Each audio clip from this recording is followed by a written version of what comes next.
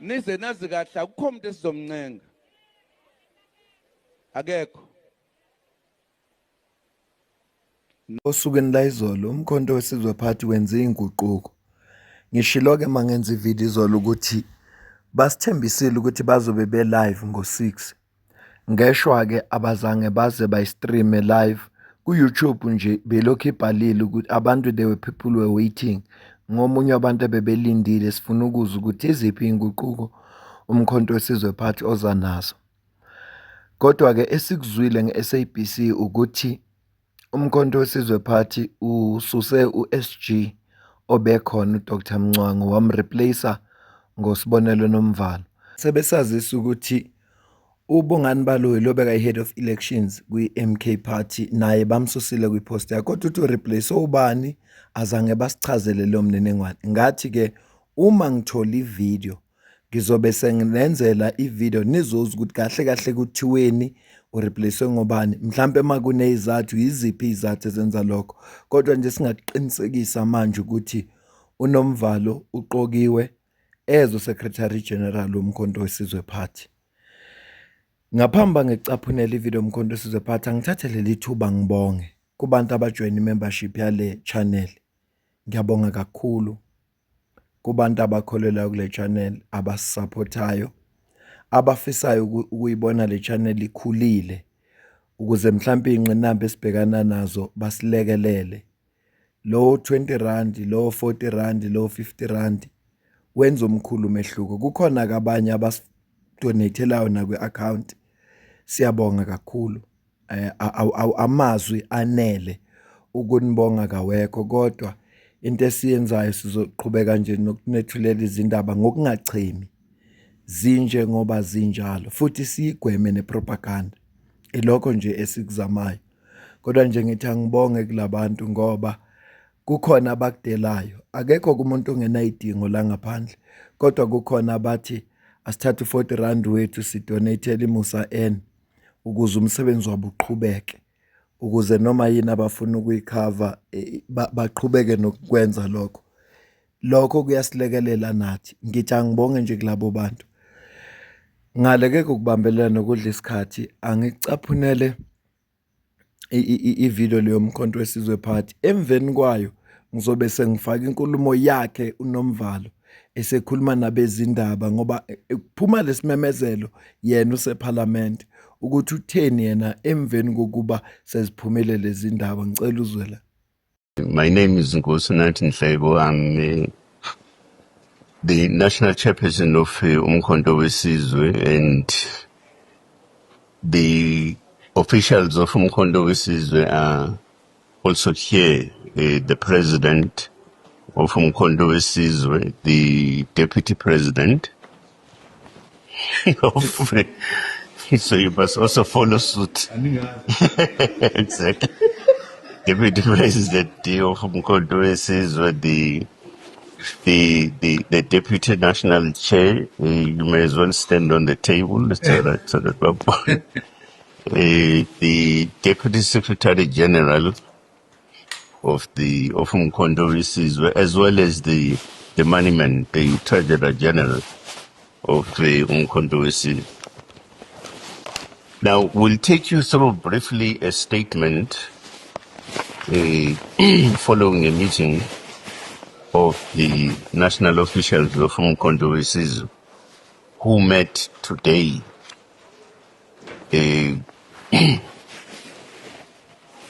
as a result of which the president and the national officials of Umkhonto Wesizwe would like to make an announcement affecting the following areas, in particular the reconfigurations in the operational and leadership functions of the party.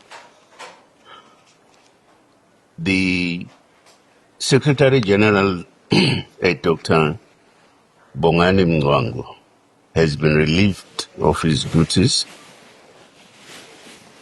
and Comrade Sibonelo Nomvalo, is appointed as the new Secretary General of Umkhonto Wesizwe and is being charged to serve as the center of organizational management and ensuring a smooth operation of the party's initiatives and maintenance of its structural integrity. With regards to KwaZulu-Natal, the province, Comrade Sibusiso Hadebe is being relieved of his duties, and Comrade Simpiwe Mpungos is the new provincial secretary. Now, the new provincial secretary is being appointed and is expected to be deeply committed to the party's mission and be also well versed with the party's ideology. And his assignment will include the revitalization and reorientation of the organization towards victory in the 2026 local government election. And he has to do so through mass mobilization of supporters and the general populace. The third announcement we'd like to make is also an announcement affecting the province of KwaZulu-Natal. Comrade Reggie Ngobo, the current provincial organizer, is being relieved of his duties and is being replaced by Comrade Kobizizwe Makanya as the provincial organizer. We would also like to make the fourth announcement, which affects management of elections. Comrade Bongani Baloyi, who's the current head of elections, is being relieved of that particular function, and Comrade Tolagale Dlamini is the new head of elections. For your benefit, Comrade Tolagale Dlamini is an industrial psychologist, also an extensive involvement in HR development issues, but also has a background in the Independent Electoral Commission in the earlier days of our democracy. These changes at the higher echelons of Umkhonto weSizwe should be interpreted and understood within the broader context of organizational and ideological architecture of Umkhonto weSizwe as a party. And in every revolutionary movement, a moment of decisive alignment emerges where all forces consolidate around a clearly defined strategic posture. This alignment is executed to ensure that Umkhonto weSizwe as a party remains aligned and firmly rooted with the aspirations and struggles of our masses. Thank you very much, ladies and gentlemen. Yona inkulumo le ethulwe i-leadership yomkhonto weSizwe Party izolo. Njengoba bebekhipha istatement. Bakhipha istatement nantambama kodwa ukusifunda kuze kungisiza manje. Ngoba ngizofana ukuthi ngiphinda le ntathi show baba unathi inhleko. Uma ngathiwa nje ngifunda lesa statement. Manje ukufunda into eyodwa efana nale kade show baba unathi inhleko angeke uze kungisiza. Kodwa yena uNomvalo uma ephuma eParliament emveni kokuba i-ad hoc seyiqedile ukwenza umsebenzi wayo uhlangane nabezindaba abambuza imibuzo wayeseyaphendula. Ngifisa ukucaphunela yena bese siyayivala le video. Okuningi sokuxoxa mhlambe kwivideo elandelayo. Cela uzwela. No, look, in the revolution, you don't make a reply as if you are speaking in your birthday party, because leadership comes with a responsibility, and it's a privilege, it's not a right. So this is an invitation to a very complex, challenging, and huge task to which we must rise to. So we must rise to the occasion. When the leadership has spoken, ours is very simple. We must comply.